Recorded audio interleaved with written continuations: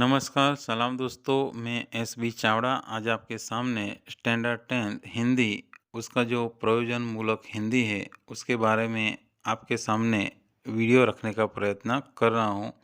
दोस्तों, मेरी आपसे एक गुजारिश है, विनती है कि आपने अगर मेरी इस चैनल को सब्सक्राइब न किया हो तो ज़रूर से कर देना।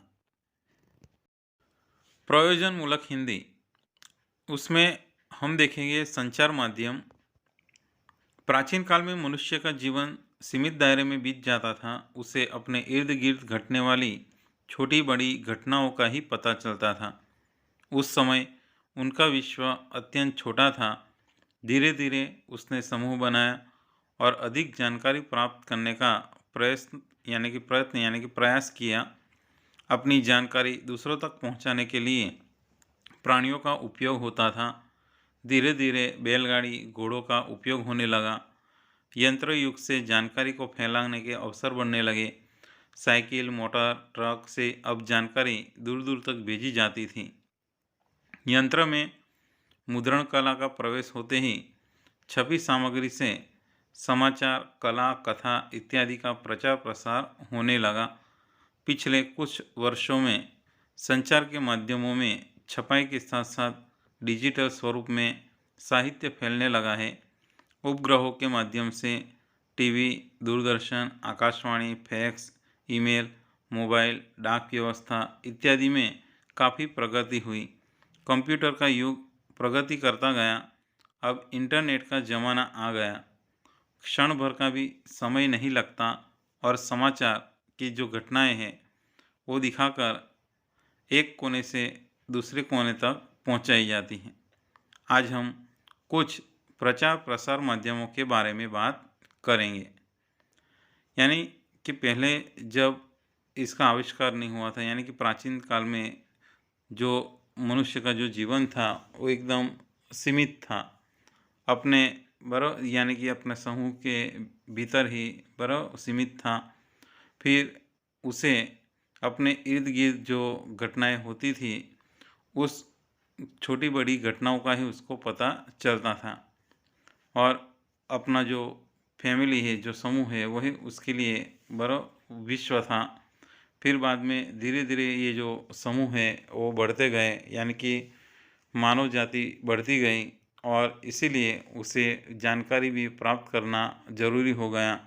और इसलिए अपनी इन जानकारी को दूसरों तक पहुंचाने के लिए वो लोग प्राणियों का उपयोग करते थे। पहले कहते कबूतर है और दूसरे जो प्राणी हैं उन प्राणियों का भी वो उपयोग करते थे।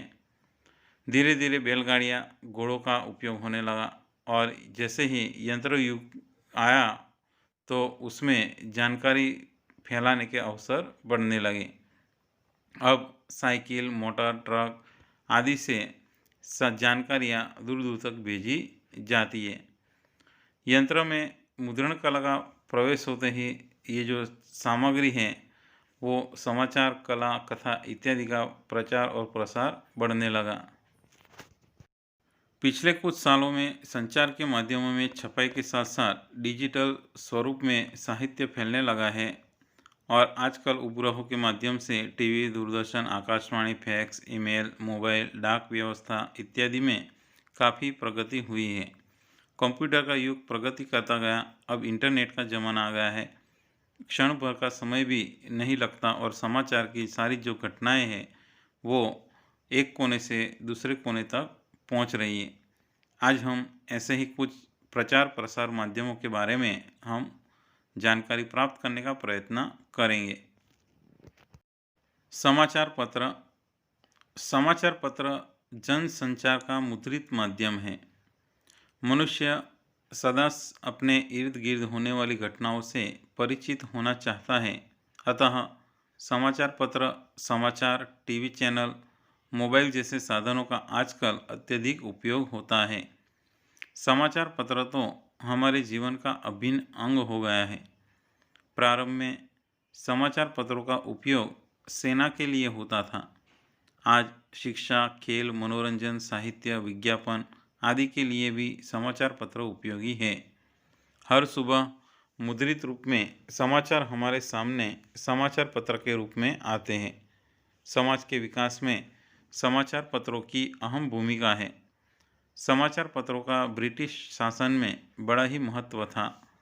भारत में Bengal gazette, Hindustan Times, National Herald, Pioneer, Mumbai mirror यानी कि मुंबई मिरर जैसे समाचार पत्र अंग्रेजी में ही निकलते थे। इनके साथ बंगला और उर्दू भी यानी कि उर्दू में भी समाचार पत्र निकलते थे। हिंदी में समाचार पत्र सबको एक सूत्र में बांधने में महत्वपूर्ण सिद्ध हुए।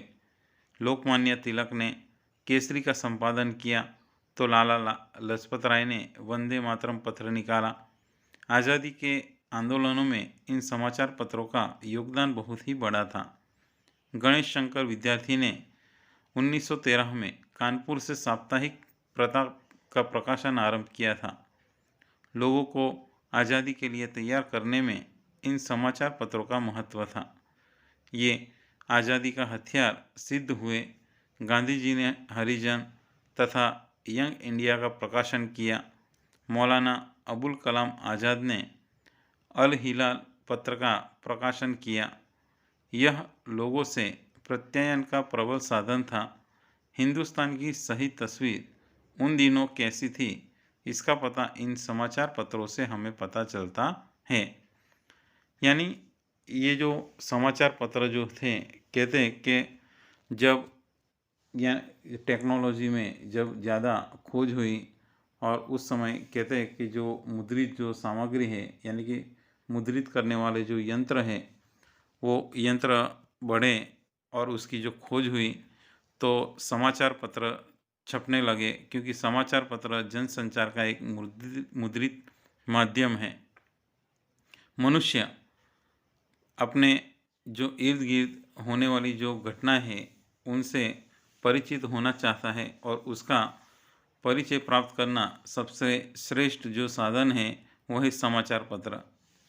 आजकल समाचार टीवी चैनल, मोबाइल जैसे साधनों में हम देखते हैं, क्योंकि समाचार पत्र जो है वो हमारे जीवन का एक अभिन्न अंग हो गया है। आज जब मनुष्य अगर सुबह में चाय अगर उससे नहीं प्राप्त होती तो कोई बात नहीं, लेकिन उसे समाचार पत्र तो चाहिए ही। अगर समाचार पत्र उससे नहीं मिलता तो उसका दिन अच्छा नहीं जाता। यानी कि हर एक इंसान को सुबह सुबह समाचार पत्र पढ़ना ज़रूरी हो गया है, क्योंकि उससे उन्हें पूरी जानकारी प्राप्त होती है। यानी कि देश के अंदर विदेश के अंदर क्या घटनाएं घटित हुई, उन घटनाओं के बारे में पूरी जानकारी इन समाचार पत्रों से मिलती है। जैसे कि शिक्षा, खेल, मनोरंजन, साहित्य, विज्ञापन आदि सबकी जानकारी हमको इन समाचार पत्रों से प्राप्त होती है। इसीलिए कहते हैं कि समाज के विकास में इन समाचार पत्रों की अहम भूमिका है। यानी समाज के यानी कि समाज को अपना सही आईना दिखाने वाली, समाज को सही राह पर चलाने वाली और समाज के अंदर जो बातें यानी कि जो घटनाएं हैं उन घटनाओं से यानी लोगों को अवगत कराने का सबसे जो श्रेष्ठ माध्यम जो है वो है समाचार पत्र। और ये जो समाचार पत्र है वो जनता की आवाज़ उठाने वाले एक जो साधन है वो हमारे सामने आया है। अगर किसी के सामने अगर हमें आवाज़ उठानी है तो हम उस समाचार पत्रों के द्वारा हम उस जानकारी को लोगों तक पहुंचा सकते हैं और अपनी आवाज़ यानी कि आगे हम पहुंचा सकते हैं। तो इस प्रकार ये जो समाचार पत्र है वो बहुत ही ज़रूरी है। और जब हमारा देश आज़ाद नहीं हुआ था उस समय ब्रिटिश काल में इन समाचार पत्रों का सबसे महत्व था, क्योंकि उस समय जनता इन्हीं समाचार पत्रों को पढ़कर जो अपनी जो इन्फॉर्मेशन है, जो सूचनाएं हैं वो प्राप्त करती थी। यानी जनता को सब चीज़ें पता चलती थी। उस समय भारत में Bengal Gazette, Hindustan Times, National Herald, Pioneer, Mumbai Mirror जैसे जो समाचार पत्र निकलते थे वो अंग्रेजी में होते थे। साथ साथ में बंगला और उर्दू भी यानी उर्दू में भी समाचार पत्र निकलते थे।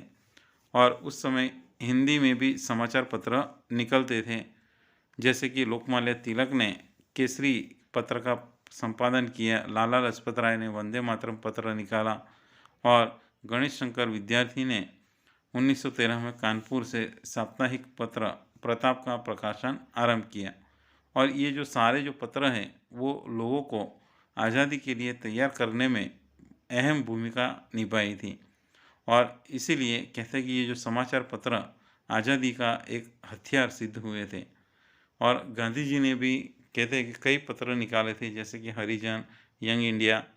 तो मौलाना अबुल कलाम आज़ाद ने अल हिलाल पत्र का प्रकाशन किया। और इस प्रकार कहते हैं कि हमारी आज़ादी में इन समाचार पत्रों की बहुत अहम भूमिका थी।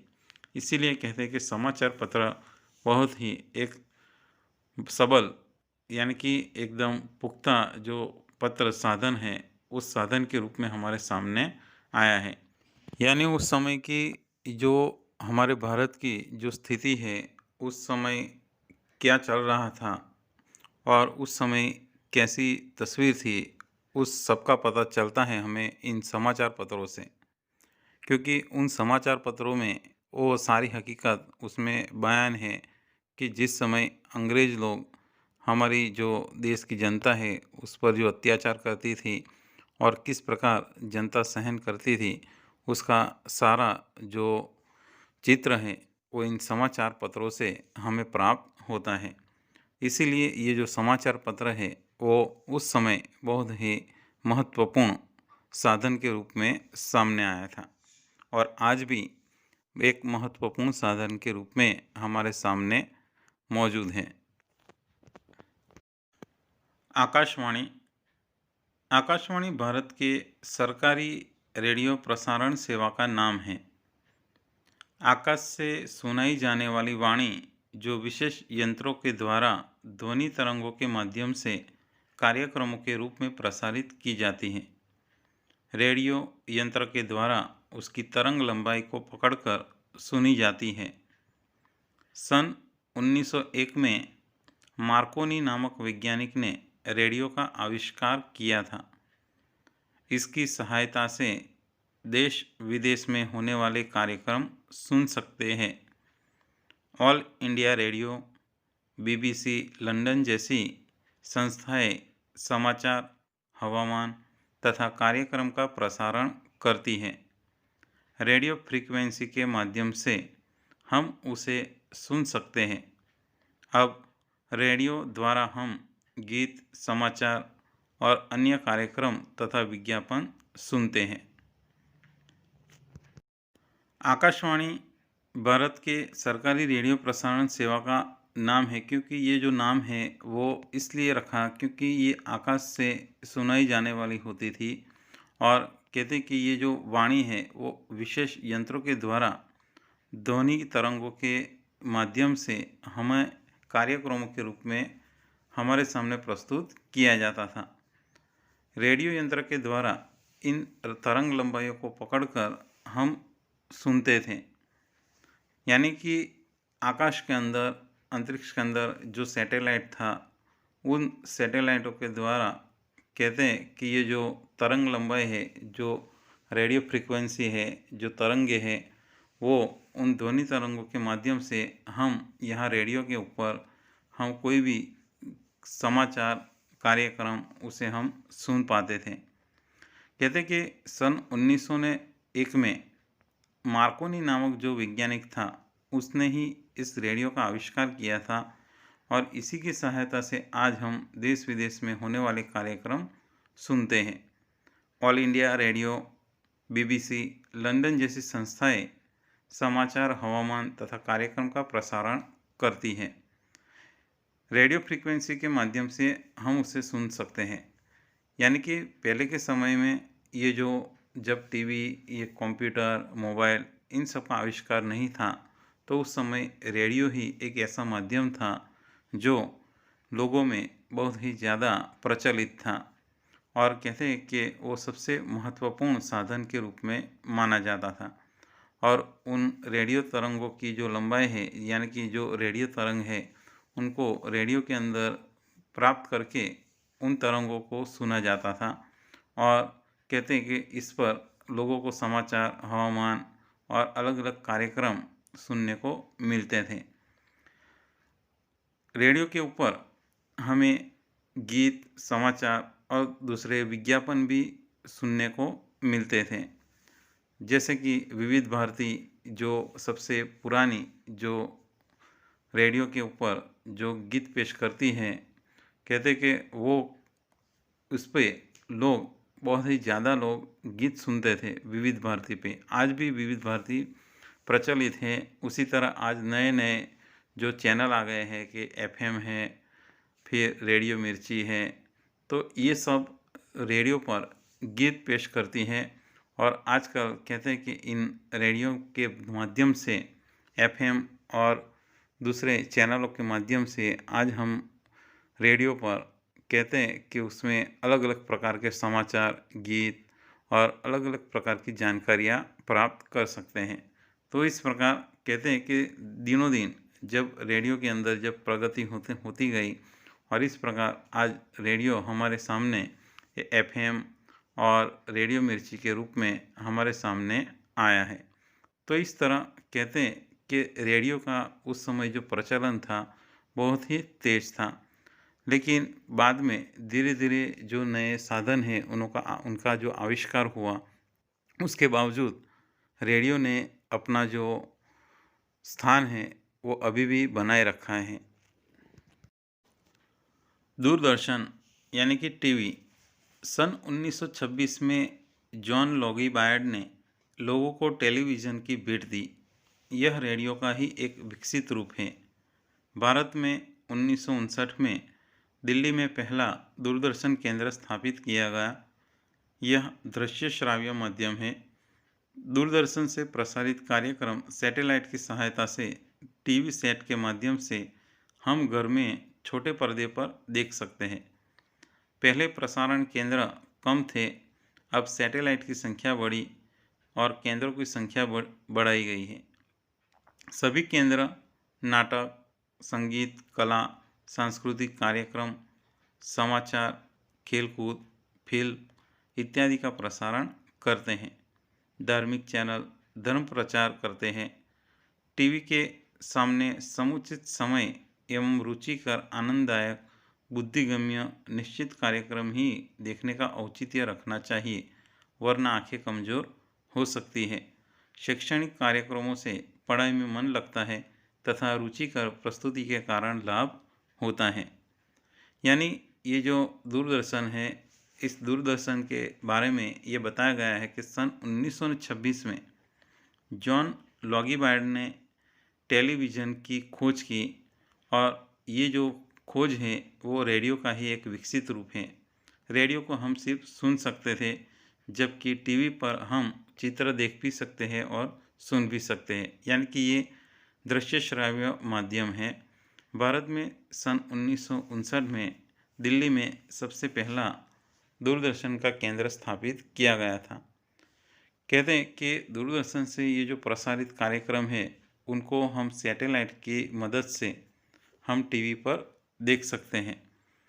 पहले प्रसारण केंद्र कम थे, लेकिन अब सैटेलाइटों की संख्या इतनी बढ़ गई है कि उस केंद्रों की संख्या भी बढ़ गई है और सभी केंद्रों से अलग-अलग नाटक, संगीत, कला, सांस्कृतिक कार्यक्रम, समाचार, खेलकूद, फिल्म इत्यादि का प्रसारण वो करते हैं।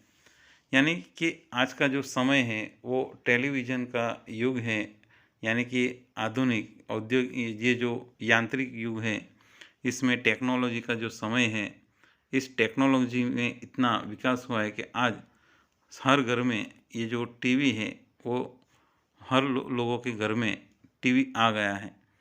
कहते हैं कि आज जब हम देखते हैं कि टीवी के बगैर किसी को नहीं चलता। टीवी के ऊपर हमें सब कुछ मिल जाता है। अगर टीवी के ऊपर हमें धार्मिक चैनल, धर्म से रिलेटेड बातें, समाचार, खेल, चाहे कोई भी खेल हो, उसका लाइव प्रसारण हम घर बैठे देख सकते हैं। हम फिल्मों के द्वारा हम ज्ञान प्राप्त कर सकते हैं, फिल्मों यानी कि मनोरंजन प्राप्त कर सकते हैं और ज्ञान प्राप्त करने के लिए अलग-अलग शैक्षणिक जो चैनल हैं वो भी टीवी पर बताई जाती है, जिससे हम ज्ञान भी प्राप्त कर सकते हैं। तो इस प्रकार ये जो टीवी है वो हर लोगों का यानी कि हर घर का अभिन्न अंग बन गया है। आज अगर टीवी ना हो तो कहते हैं कि उसका दिन पूरा गुजरता भी नहीं है। इसीलिए टीवी ने लोगों के अंदर अपना एक अनोखा स्थान बना दिया है। कहते हैं कि इसी टीवी के कारण यानी कि कई लाभ भी हैं और कई गैर लाभ भी हैं। लाभ ये है कि इससे हम अलग-अलग प्रकार की जानकारी प्राप्त कर सकते हैं। यानी कि देश विदेश की हर एक खबर हम टीवी के माध्यम से, समाचार के माध्यम से प्राप्त कर सकते हैं और कई ज्ञानवर्धक जो चैनल है उनको देखकर हम शैक्षणिक ज्ञान भी प्राप्त कर सकते हैं। जबकि उसका जो गैर लाभ ये है कि टीवी के ऊपर कई ऐसे प्रोग्राम भी आते हैं कि जिससे बच्चे बिगड़ भी सकते हैं और ज़्यादातर टीवी देखने से उनकी आंखें भी खराब हो सकती हैं। इसीलिए उसके लाभ और गैर लाभ दोनों हैं, लेकिन फिर भी टीवी ने अपना अलग सा एक महत्व बनाए रखा है। STD, ISD, PCO. एसटीडी का पूरा नाम सब्सक्राइबर ट्रंक डायलिंग है। आईएसडी का पूरा नाम है इंटरनेशनल सब्सक्राइबर डायलिंग और पीसीओ का पूरा नाम है पब्लिक कॉल ऑफिस। पीसीओ के द्वारा अपने इलाकों में तथा निश्चित विस्तार में टेलीफोन द्वारा निश्चित व्यक्ति का कॉल नंबर डायल करके हम बात कर सकते हैं। कुछ लोग अपना प्राइवेट यानी कि निजी फ़ोन डिवाइस यानी कि साधन रखते थे, पर पीसीओ के द्वारा कोई भी व्यक्ति अपने परिचित से फ़ोन से बात कर सकता है। जबकि एसटीडी में विस्तार का एक कोड नंबर दिया जाता है, उसको सबसे पहले मिलाकर बाद में उपभोक्ता का नंबर लगाकर बात की जाती है। जनता की सुविधा के लिए एसटीडी पीसीओ की व्यवस्था डाक विभाग से की गई थी। कोई भी व्यक्ति इसका यूनिट खरीदकर पीसीओ खोल सकता है, स्थानीय तथा अन्य राज्यों में बात कर सकता है। हर शहर राज्य का अलग कोड होता है। आईएसडी में इंटरनेशनल बात करने की सुविधा होती है। कोड मिलाकर किसी भी देश के निवासी उपभोक्ता से बात की जा सकती है। इससे कम खर्च में विदेश में स्थित सगे संबंधी तथा कारोबार के लिए बातचीत की जाती थी। अब मोबाइल के युग में शीघ्र विकास के कारण इसका प्रचलन कम हो गया है। ये संचार के माध्यम अब कम प्रयोग में दिखाई देते हैं। कंप्यूटर। कंप्यूटर के लिए हिंदी में संगणक शब्द का प्रयोग होता है। संगणक यानी संख्या को गिनने वाला यंत्र, यानी कि संख्याओं को याद रखने वाला यंत्र। कंप्यूटर मनुष्य के मस्तिष्क की तरह, किंतु इससे भी अधिक तेजी से वह गणितीय रचनाओं, आंकड़ों के विश्लेषण आदि के साथ साथ प्राप्त सामग्री को अपनी स्मृति इकाई में भी संचित करता है। आजकल संगणक का जो रूप हमें देखने को मिलता है वह न्यूमैन नामक वैज्ञानिक की देन है। सन 1642 में ब्लेन पास्कल नामक वैज्ञानिक ने यांत्रिक संगणक का आविष्कार किया था। संगणक का मूल इसमें देखा जा सकता है। बेरनगार्ड फिक्ट ने कंप्यूटर में अनेक संशोधन किए। बाद में सन 1833 में चार्ल्स बेबेज ने एक विशेष किस्म की मशीन का आविष्कार किया जो एरिथमेटिक आउटपुट एवं कंट्रोल संबंधी व्यवस्था थी। इस दृष्टि से चार्ल्स बेबेज को आधुनिक कंप्यूटर का पिता कहा जा सकता है। आज कंप्यूटर जगत में वैविध्यपूर्ण एवं विशिष्ट कार्य करने वाले अनेकविध कंप्यूटर उपलब्ध हैं। इन कंप्यूटरों को मोटे तौर पर मन फ्रेम कंप्यूटर, मिनी कंप्यूटर तथा माइक्रो कंप्यूटरों के अंतर्गत विभाजित किया गया है। आजकल विज्ञान, वाणिज्य, स्वास्थ्य, संगीत, पत्रकारिता सहित सरकारी, असरकारी एवं निजी कंपनियों में समाचार पत्र, दूरदर्शन, आकाशवाणी, संचार सेवा, परिवहन आदि सभी क्षेत्रों में कंप्यूटर का उपयोग बड़े पैमाने से होता है। संचार क्रांति में कंप्यूटर की भूमिका महत्वपूर्ण रही है। यानी यहाँ पर कंप्यूटर के बारे में अगर हम देखें तो कंप्यूटर जो था वो आज एक ऐसा अभिन्न अंग बन गया है कि आज देश के यानी कि पूरे विश्व में हर जगह इन कंप्यूटरों का प्रचलन है। हर सरकारी ऑफिस, चाहे निजी कंपनी हो, चाहे प्राइवेट यानी कि प्राइवेट या सरकारी कोई भी या अर्ध सरकारी, यानी हर जगह कहते हैं कि इन कंप्यूटर का ही उपयोग होता है। आज हर घर में, हर एक के घर में कंप्यूटर देखने को मिलता है, क्योंकि कंप्यूटर से हम सब कुछ काम कर सकते हैं। उसमें आसानी से गिनती कर सकते हैं, हिसाब किताब कर सकते हैं, सारी इन्फॉर्मेशन हम उसमें संग्रहित कर सकते हैं। एक फाइल को दूसरी जगह हम उसे ट्रांसफ़र कर सकते हैं। आज कहते हैं कि साइंस यानी कि हर एक चीज़ में ये कंप्यूटर का जो उपयोग है, इसका जो प्रचलन है वो बढ़ गया है। कहते हैं कि इन संचार क्रांति में कंप्यूटर की जो भूमिका है वो सबसे महत्वपूर्ण रही है, क्योंकि आज कहते हैं कि कंप्यूटर सबकी एक ज़रूरियात बन गई है, एक आवश्यक चीज़ बन गई है। अगर देश के अंदर, अगर विश्व के अंदर कहीं पे भी अगर कंप्यूटर बंद हो जाता है तो ऐसा लगता है कि जैसे पूरा सिस्टम ही बंद हो जाता है। और इसलिए कंप्यूटर पे ही सारी दुनिया अब टिकी हुई है, और इसी के द्वारा कहते हैं कि सारी दुनिया, सारे देश कहते हैं उन सब की जो सुविधा है, जो सुरक्षा है, इन कंप्यूटर के हाथ में आ गई है। कंप्यूटर पे बैठे हम सब कुछ कर सकते हैं। इसीलिए कंप्यूटर का जो उपयोग है, इस्तेमाल है, वो बहुत ही महत्वपूर्ण बन गया है। और इसीलिए कहते हैं कंप्यूटर की उपयोगिता जितनी कम हो, यानी कि जितनी भी हम कहें कि भाई इसकी जो उपयोगिता है वो इतनी बढ़ गई है कि कम से कम कहते हैं कि अगर हम देखें तो सबके घरों में, सबके पास ये कंप्यूटर आ गए हैं। डीटीपी, डेस्कटॉप पब्लिशिंग अन्य क्षेत्रों की तरह मुद्रण एवं प्रकाशन जगत में भी जबरदस्त क्रांति हो गई है। डीटीपी के आविष्कार के साथ अब कंपोजिंग का सारा कार्य एक मेज पर करना मुमकिन हो गया है। पर्सनल कंप्यूटर पर विशेष प्रकार के सॉफ्टवेयर की मदद से डिस्क, कार्ड लगाकर या प्रकाशक आदि सॉफ्टवेयर के प्रयोग से टंकित सामग्री को विभिन्न पृष्ठों में विभाजित करना सरल हो गया है। वर्तनी जांच यानी कि स्पेलिंग चेक की मदद से टंकित सामग्री संशोधित की जा सकती है। सामान्य कंप्यूटर के साथ उपलब्ध डेटा मैट्रिक प्रिंटर यानी कि बिंदु मुद्रक पर बढ़िया किस्म की छपाई नहीं होती, इसलिए लेजर प्रिंटर का प्रयोग किया जाता है। कलर प्रिंटर की मदद से यानी कि कलर प्रिंटर की मदद से रंगीन छपाई भी संभव हो चुकी है।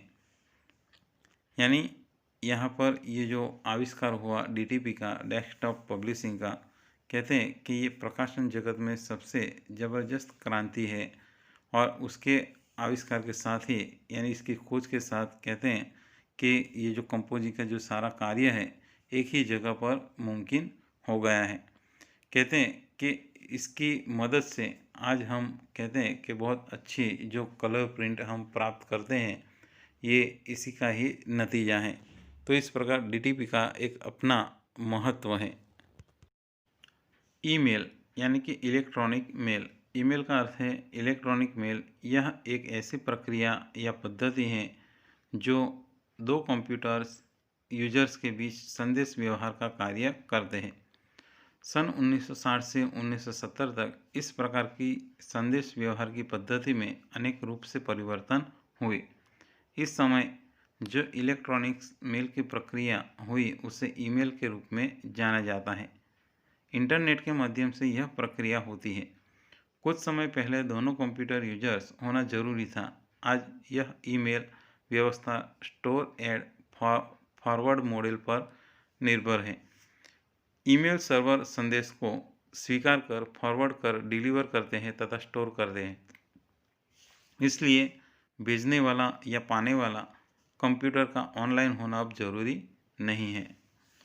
यानी ईमेल के अंदर यानी कि पहले के समय में जब ईमेल की खोज हुई, यानी कि इलेक्ट्रॉनिक मेल यानी कि कोई व्यक्ति ऑनलाइन इंटरनेट की मदद से कहते हैं कि आमने सामने बैठकर अपना जो संदेश है वो एक दूसरे को भेजते थे और पढ़ते थे। पहले ये होता था कि हम इलेक्ट्रॉनिक ये जो मेल है वो संदेश जो भेजने के लिए सामने भी व्यक्ति बैठना होना आवश्यक होता था। लेकिन अब ये जो इस प्रकार की व्यवस्था हुई कि अब हम कभी भी मैसेज कर सकते हैं, मेल कर सकते हैं और सामने वाला उस मेल को कभी भी पढ़ सकता है, क्योंकि उसके अंदर डेटा स्टोर की ऐसी एप्लीकेशन, ऐसी खोज हुई है कि जिससे सामने वाला कभी भी उस संदेश को प्राप्त या पढ़ सकता है। तो इस प्रकार ईमेल जो है वो कंप्यूटर युग में एक क्रांतिकारी जो प्रयोग है वो माना जाता है। तो दोस्तों, आपको मेरा ये वीडियो ज़रूर पसंद आया होगा। दोस्तों, मेरी आपसे एक रिक्वेस्ट है कि अगर मेरे इस चैनल को अभी भी सब्सक्राइब न किया हो तो ज़रूर से कर देना। तो दोस्तों, मैं अगला वीडियो ज़रूर आपके सामने लेकर उपस्थित होऊंगा। तब तक के लिए धन्यवाद, आभार, थैंक्स।